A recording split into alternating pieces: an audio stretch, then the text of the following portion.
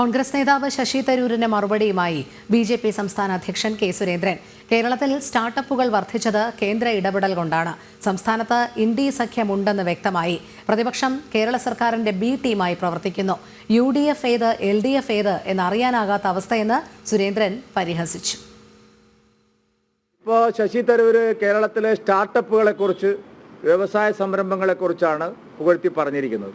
ശശി തരൂർ മനസ്സിലാക്കാതെ പോയൊരു കാര്യം, രാജ്യത്ത് സ്റ്റാർട്ടപ്പുകൾ വർദ്ധിച്ചത് കേരള സർക്കാരിൻ്റെ പ്രയത്നത്തിൻ്റെ ഫലമായിട്ടല്ല, കേന്ദ്ര സർക്കാരിൻ്റെ ഫലപ്രദമായിട്ടുള്ള ഇടപെടലുകളിലൂടെയാണ് സ്റ്റാർട്ടപ്പുകൾ കേരളത്തിലും ശക്തമായിട്ട് വർദ്ധിച്ചത്.